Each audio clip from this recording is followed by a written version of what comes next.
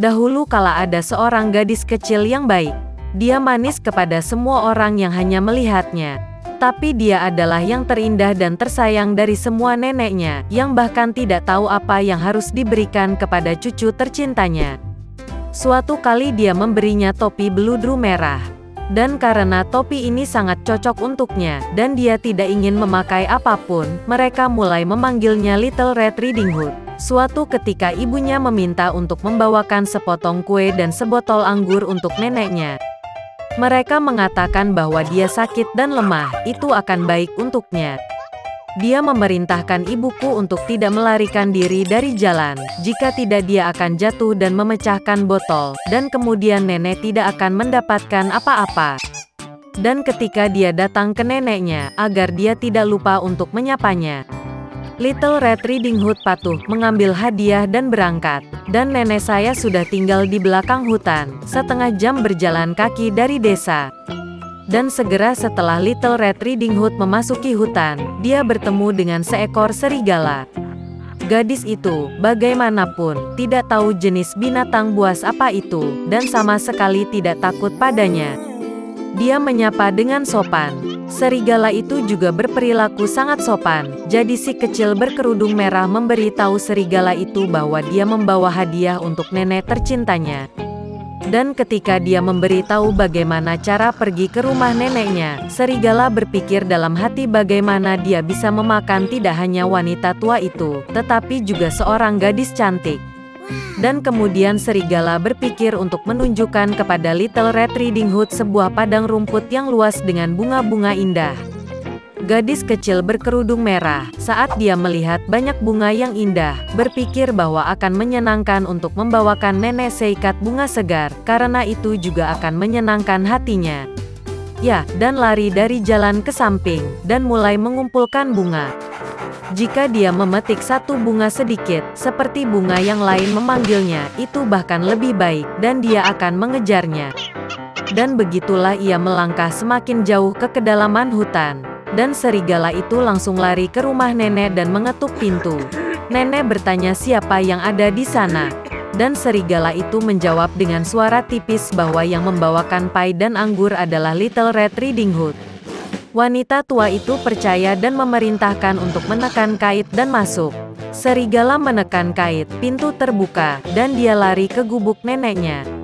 Saya bergegas ke tempat tidur nenek saya dan langsung menelannya. Kemudian dia mengenakan gaun neneknya dan topinya di atas kepalanya, pergi tidur dan menunggu. Sementara itu, gadis berkerudung merah berlari dan mengejar bunga, dan ketika dia mengumpulkan sebanyak mungkin yang dia bisa bawa, dia teringat kembali tentang neneknya dan pergi ke rumahnya. Dia sangat terkejut karena pintunya terbuka lebar, dan ketika dia memasuki ruangan, dia memanggil neneknya. Tidak ada jawaban. Cucu perempuan itu naik ke tempat tidur, dan melihat nenek sedang berbaring, dan dia telah menarik topinya di hidung, dan itu tampak sangat aneh. Little Red Riding Hood bertanya dengan bingung mengapa nenek memiliki telinga sebesar itu. Dan serigala menjawab dengan suara nenek untuk mendengar lebih baik. Kemudian Little Red Riding Hood bertanya mengapa nenek memiliki mata yang besar.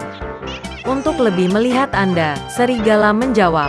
Dan lengannya sangat besar sehingga lebih mudah untuk digenggam. Dan ketika Little Red Riding Hood melihat mulut serigala dan hanya bertanya mengapa nenek memiliki mulut yang begitu besar, serigala itu menerkamnya, berteriak, agar aku bisa memakanmu. Dan bagaimana dia melompat keluar dari bawah selimut dan menelan gadis malang itu. Setelah merasa muak dengan cara ini, serigala kembali tertidur, dan mulai mendengkur sebanyak yang dia bisa.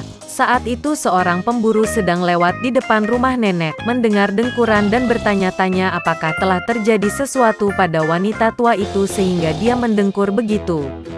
Dia memasuki rumah, pergi ke tempat tidur dan melihat bahwa serigala sedang tidur di sana. Dan dia sudah lama memburu penjahat ini. Dia ingin membunuhnya dengan pistol, tetapi terpikir olehnya bahwa serigala itu mungkin menelan neneknya dan dia masih bisa diselamatkan. Itulah mengapa dia tidak menembak, tetapi membuka lebar mulut serigala, dan melihat topi merah menyala di sana. Seorang gadis melompat keluar dari mulutnya dan berkata bahwa neneknya masih di sana. Pemburu itu membuka mulut serigala lebih lebar lagi, dan nenek tua itu entah bagaimana keluar dari balik kerudung merah. Mereka senang, mulai memeluk dan berterima kasih kepada pemburu. Mereka memutuskan untuk memberi pelajaran pada serigala yang licik. Mereka membawa batu-batu besar secepat mungkin, memasukkannya ke dalam mulut dan perut serigala, dan membawanya ke halaman. Dan ketika serigala bangun, dia melihat pemburu, dan hendak melarikan diri, tetapi tidak dapat menahan beban batu, dan jatuh ke tanah. Ini menyenangkan ketiganya, sementara serigala bangkit dan hampir tidak menyeret perutnya yang berat ke dalam hutan yang gelap. Mereka tidak pernah melihatnya lagi. Beginilah cara mereka memberi pelajaran pada serigala yang licik, dan Little Red Riding Hood memutuskan bahwa dia tidak akan pernah lagi melanggar perintah ibu. Seorang putri tinggal di kastil mewah. Dia baru berusia 14 tahun, tapi dia sangat manja dan murung. Suatu kali dia menemukan sesuatu untuk bulan April yang akan datang, dan ada bunga musim semi di pesta tahun baru. Dia mengeluarkan keputusan di mana dia mengumumkan awal musim semi, dan berjanji untuk dengan murah hati memberi hadiah kepada orang yang membawa tetesan salju ke istana. Di sebuah rumah kecil di pinggiran kota tinggal seorang ibu tiri bersama putri dan putri tirinya. Putri tiri adalah gadis yang sangat manis dan baik hati, dan namanya Masha. Ibu tiri dan putrinya sangat malas dan marah, dan dengan segala cara mereka menyakiti gadis malang itu. Mereka benar-benar ingin menerima hadiah yang dijanjikan oleh sang putri, tetapi mereka tidak dapat memikirkan di mana mendapatkan tetesan salju di musim dingin. Wanita tua itu memutuskan untuk mengirim Masha ke hutan untuk membawakan mereka bunga musim semi. Putri tiri mulai memohon kepada ibu tirinya untuk mengasihani dia, karena di luar gelap dan dingin. Dan jenis tetesan salju apa yang bisa ada di musim dingin? Tapi wanita tua yang rakus itu tidak mau mendengar apapun. Dia memberikan keranjang yang lebih besar dan mengusir Masha keluar dari pintu. Gadis yang membeku sangat ketakutan di hutan yang gelap.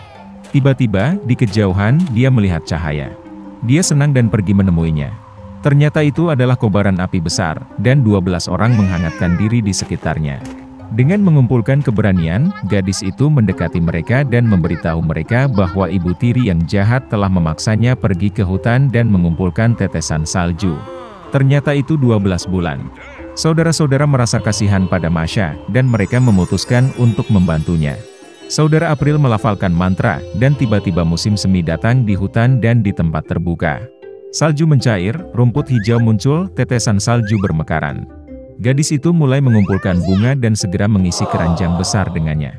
April muda sangat menyukainya, dan dia memberinya cincin ajaib. Jika masalah terjadi, dia harus dilempar ke tanah, mantra dilemparkan, dan semua 12 bulan akan datang untuk menyelamatkan. Masha berterima kasih pada mereka dan pulang.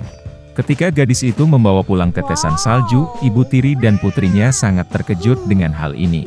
Masha sangat lelah karena perjalanan, dan langsung tertidur lelap. Kakak tirinya curiga ada yang tidak beres. Saat gadis itu tidur, dia menemukan cincin ajaibnya, dan membawanya ke dirinya sendiri. Setelah bangun, putri tiri menemukan kehilangannya. Dia mulai memohon untuk mengembalikan cincin itu, tetapi ibu tiri dan putrinya tidak mau mendengar apapun. Mengambil sekeranjang tetesan salju, mereka bergegas ke istana kerajaan. Ada pohon tahun baru yang dihias dengan indah di istana. Tetapi perayaan yang akan datang sama sekali tidak menyenangkan putri yang berubah-ubah. Dan hanya ketika ibu tiri dan putrinya membawakannya sekeranjang tetesan salju, sang putri mengubah amarahnya menjadi belas kasihan. Ibu tiri tidak dapat menjawab dengan jelas dari mana bunga itu berasal, dan dia harus mengakui bahwa putri tirinya telah mengumpulkannya. Sang putri segera memutuskan untuk pergi ke padang rumput dengan tetesan salju. Dalam perjalanan, dia memandangi Masha yang malang, sehingga dia akan menunjukkan padanya tempat dia memetik bunga. Gadis itu berkata dia akan menunjukkannya, tetapi hanya jika cincin itu dikembalikan padanya. Dari sikap kurang ajar tersebut, sang putri marah dan membuang cincin itu. Tapi putri tiri berhasil membaca mantra. Segera angin kencang bertiup, guntur bergemuruh, dedaunan jatuh dan salju mulai turun. Orang tua Januari muncul di hadapan mereka. Dia mengundang semua orang untuk membuat satu keinginan. Karena takut, sang putri ingin berada di istana secepat mungkin. Masha membuat harapan bahwa semuanya akan kembali ke tempatnya pada waktunya, musim dingin di musim dingin, musim panas di musim panas.